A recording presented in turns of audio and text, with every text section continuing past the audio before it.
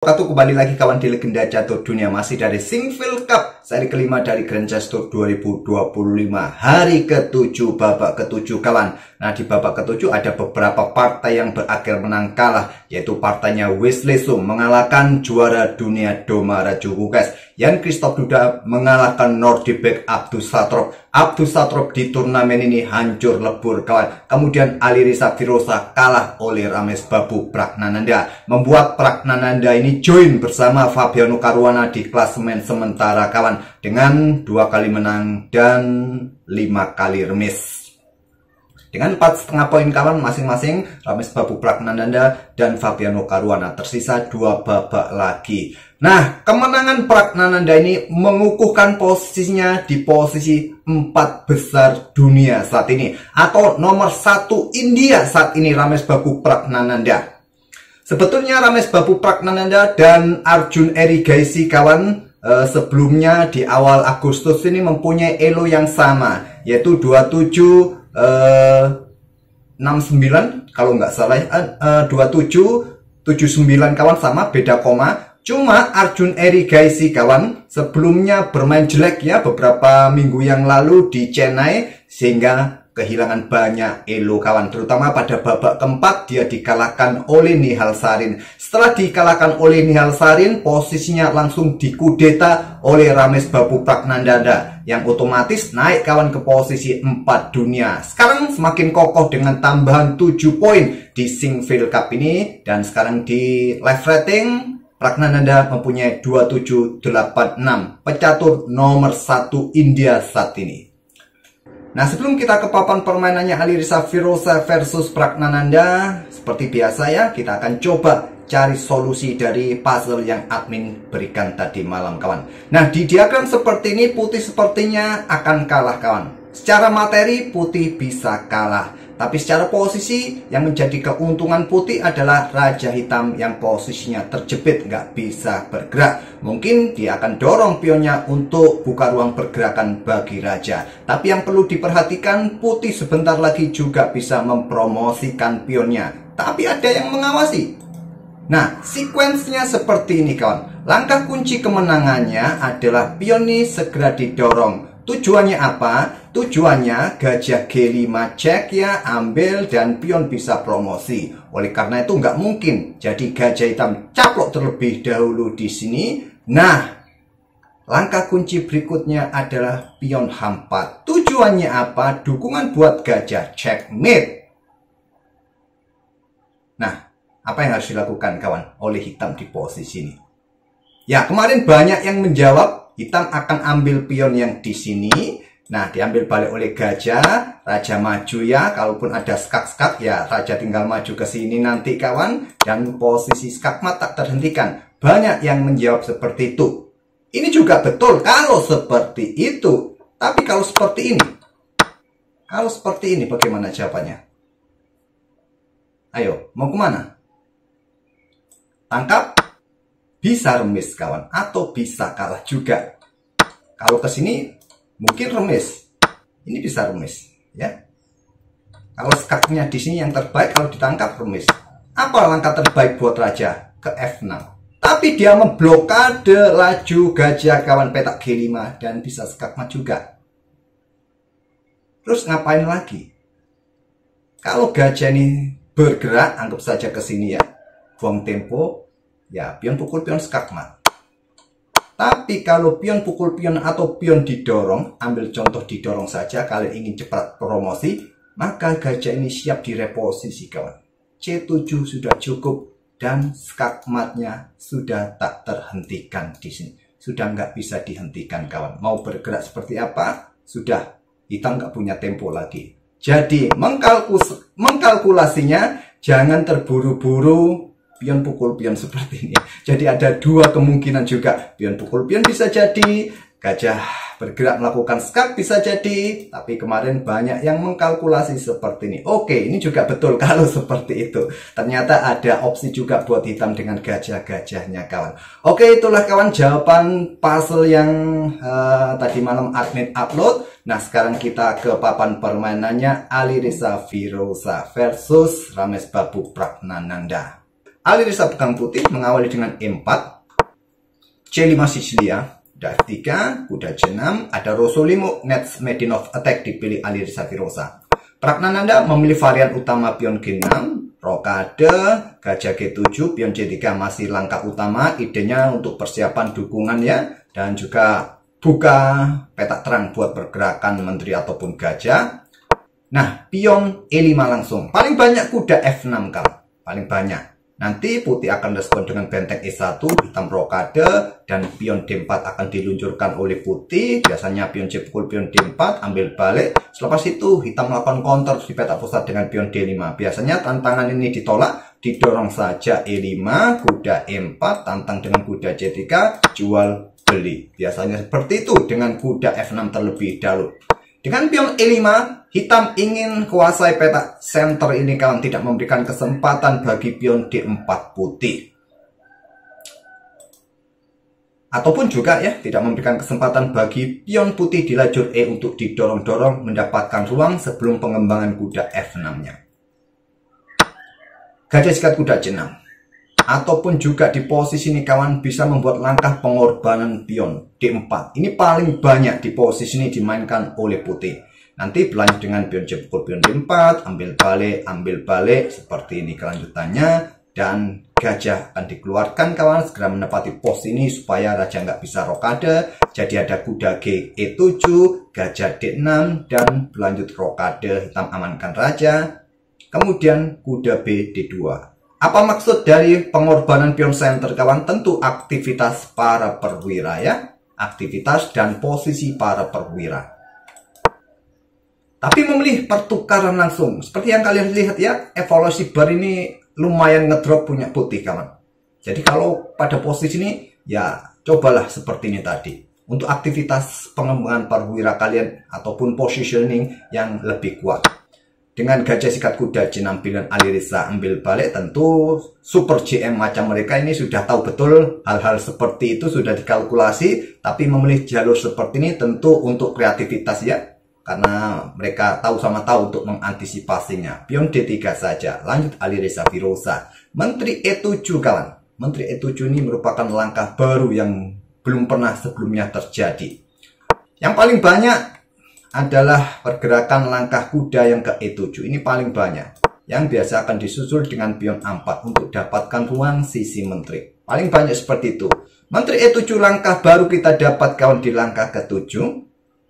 Ini memang langkah rekomendasi terkuat dari engine buat hitam. Kuda BD2, kuda F6. Baru sekarang pion A4, lanjut Alireza untuk mendapatkan ruang menghentikan pergerakan lajur B. Rokade Pragnananda, kuda C4, menekan pion di sini, kuda E8. Mundur kawan, buka akses buat gajah menteri menjaga pion dan juga persiapan manuver-manuver. Gajah E3 melanjutkan pengembangan pressure pion yang di sini. Ada kuda C7, langsung aktifkan kembali pion H3, cegah pergerakan gajah. Di sini ada benteng D8, menteri C2 menghindari pin kawan, kemudian ada pion B6 perkuat posisi pion supaya menteri bisa bergerak kembali dan ditantang langsung oleh Alireza. Pengorbanan pion sementara, gantinya nanti di sini kawan bisa jadi, dan juga persiapan nanti menekan lajur C dari menteri. Diterima juga oleh Prak, pion C pukul pion B4, ambil balik, kuda A6 terlebih dahulu untuk menarget pion yang di sini. Menteri tetap menjaga pion E5. Gajah D2 dicaplok juga oleh Pragnananda, kuda caplok pion B4, gajah pukul balik, menteri ambil balik meninggalkan pion E5, dan lanjut kuda C yang ambil pion E5. Ya, berharap bisa mendapatkan pion ini kawan. Menteri mundur kembali, ancam kuda bersama gajah, dan ambil pion ini juga nggak ada masalah. Memang putih juga mendapatkan ganti di sini kawan. Mungkin putih akan menolak ya. Menteri mundur ke peta C1, ancam benteng di sini, benteng geser di sini, ada benteng D1. Menteri bisa menantang pertukaran, jangan caplok di sini karena ada benteng E1. Tapi memilih dengan pion D4 saja Alireza Firoza. Ditantang dengan pion C5, langkah bagus kawan. Nah, di sini benteng FD1. Kalau pion pukul pion di sini kawan, ya kalian nggak bisa lah ambil kuda di sini ya. Nggak bisa. Menteri mundur terlebih dahulu, posisi Menteri Putih dalam posisi kena pin. Nah, posisi kuda kalian dalam posisi terancam ya. Apa yang harus dilakukan? Caplok pion F7 engine. Kalaupun kalian tarik mundur di sini, maka coba lihat benteng ini ya. Benteng, coba lihat. Nggak bagus. Jadi ini yang dimainkan oleh Alireza, benteng FD1 terlebih dahulu, ada gajah B7 melanjutkan pengembangan pressure pion yang di sini kawan, kemudian pion A5. Sama ya, pion ini nggak bisa didorong. Sama juga kalau sekarang discover seperti ini, tantangannya nanti seperti ini kawan. Cop. Nah, dilanjut dengan langkah pertukaran kah? Coba lihat, sangat bebas pion hitam di lajur C ini. Dan posisi pion juga terancam dari gajah terang tadi. A5 saja dari Alireza Firoza. Kemudian ada benteng AC8 kawan. Serangan X-ray dipersiapkan oleh Pragnananda. Jadi menteri naik ke B3 menarget pion F7. Menteri mundur ke C7 pertahankan baris ketujuhnya juga untuk menghindari lajur D. Dan Alireza membuka pion A pukul pion B6. Pion ambil balik pion B6. Benteng A7 kawan. Gajah caplok kuda E5. Lanjut Pragnananda. Apa yang sebaiknya dilakukan oleh Putih di posisi ini kawan? Ya, yang terbaik menggunakan kuda. Di posisi ini kontrol waktu Alireza 2 menit 35 detik.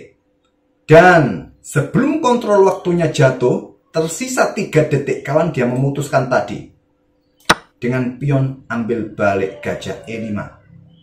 Yang terbaik menggunakan kuda di sini. Nah, benteng pukul pion D4, bisa berlanjut benteng pukul benteng, ambil balik, dan berlanjut dengan mundur ya kuda menghindar serang menteri, dan blokade laju pion di sini. Mungkin menteri B8 untuk menghindari pin, dan menteri bisa caplok pion B6, dan seterusnya. Gajah ambil pion yang di sini kawan. Pertukar menteri mungkin.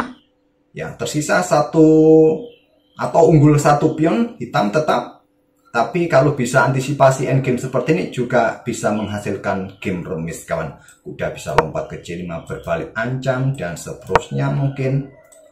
Oke kawan, tapi memilih menggunakan pion. Apa yang menjadi masalah? Pion ini bebas sekali dan ada 2 pion yang bisa dikoneksikan ke depan. Benteng pukul benteng terlebih dahulu. Pion C4 ini sangat strong kawan. Sangat strong mengusir menteri. Mau kemana menteri? Mundurkah ke petak C2? Nah, giliran pion ini siap didorong, tapi terlebih dahulu juga benteng pukul benteng, ambil balik, dan benteng D8. Coba lihat ya, berikan ruang juga pergerakan bagi menteri. Kalaupun di sini tadi kawan, benteng pukul benteng hitam terlebih dahulu, sama ya, ambil balik di sini, menteri C3 blokade, sama kawan. Ini sangat kuat untuk koneksikan 2 pion yang sulit lagi. Mungkin pada posisi ini Putih bisa saja menyerah. Tapi benteng pukul benteng ini memberikan sedikit harapan buat Alireza Firoza. Pion C4. Langkah terbaiknya benteng D8 terlebih dahulu. Ya. Mungkin menteri ini bergerak ke petak C1 kah atau petak C2 kah? Pion C4 baru didorong. Tapi langsung pion C4. Nah, di poin ini tersisa 1 menit kawan Alireza Firoza. Hingga tersisa hampir jatuh kontrolnya, waktunya 1 detik, dia melangkah menteri ke A4. Coba lihat kontrol waktunya tersisa 31 detik. Increment di game ini 30 detik kawan. Ya, otomatis lah ya. Hitung-hitungannya tadi sebelum langkah tersisa 1 detik. Hampir saja jatuh kontrol waktunya. Menteri A4, menteri ke D6. Kalau diterima, bagus sekali posisi pion putih juga. Sama-sama membuat ancaman promosi. Mungkin di poin ini pion C3 akan dilanjutkan. Nah, kuda ini juga siap untuk antisipasi pergerakan kawan. Itu langkah yang bisa menghasilkan game remis. Tapi dengan menteri A4 kawan, sekarang pion C3 didorong oleh Pragnananda. Dakuda D4. Hentikan laju pion kawan. Masalahnya ada benteng D8. Pion E6. Pion pukul dan benteng ambil gajah. Kenapa nggak digarbu saja di sini? karena pion C2. Kuda caplok menteri C7, pion promosi tempo cek, terpaksa naik ke petak ruang gelap dan kena cek lagi ke sini terus kawan, dan bisa cek lagi di sini, terpaksa naik ke situ, cek lagi di sini. Kalau blokade di sini, cek lagi di sini, benteng mengikuti di sini dan bisa skakmat. Kalau turun lagi ke sini, ambil pion E4 menantang pertukaran, juga backup gajah B7. Hitam menang perwira. Jadi memilih benteng ambil gajah saja, ambil balik. Selepas itu baru kuda ambil pion E6 ancam benteng, menteri D7 membuat Ali Reza menyerah. Kalau kuda ambil benteng, menteri pukul menteri. Kalau menteri pukul menteri, lanjut seperti ini juga percuma. Pion sangat bagus dan bisa juga segera promosi tanpa bisa dihentikan lagi kawan. Kalau ingin memperpanjang permainan, ya mestinya ditolak saja. Mungkin menteri ke G4 untuk jaga kuda dan persiapan juga discover check. Bisa ditantang dengan menteri D3 di sini, mundur ke sini, dan cek malan ya. Terpaksa petukan menteri, jadi mungkin menteri tadi bergerak ke petak A2 saja. Tantang lagi dengan menteri D2 kawan, bergerak ke sini lagi. Seumpah ya mak, ya cek lagi, jadi nggak mungkin bergerak ke petak G4, korbankan pion B5 untuk defleksikan posisi menteri supaya nggak cek-cek, kehilangan tempo, dan pion ini siap didorong promosi. Nah, enaknya kemana lagi? Udah nggak bisa ya, udah kesinggah untuk mendapatkan benteng di sini. Ya cek dulu di sini, raja naik, cek dulu di sini, ya sama juga kawan ya, sama juga. Oke, itulah partai kemenangan kedua Pragnananda di Sinquefield Cup ini sekarang bersama Fabiano Caruana dengan 4,5 poin. Masih tersisa 2 babak. Oke, sebelumnya Pragnananda mengalahkan Doma Rajukukes. Luar biasa tahun ini Pragnananda. Oke, itulah kawan. Kita akan bertemu di video-video berikutnya. Semoga bisa menghibur dan bisa jadi wawasan kalian saat menghadapi Rosolimo Netsmedinov attack. Dan kita juga akan bertemu di puzzle-puzzle berikutnya. Wassalamualaikum warahmatullahi wabarakatuh.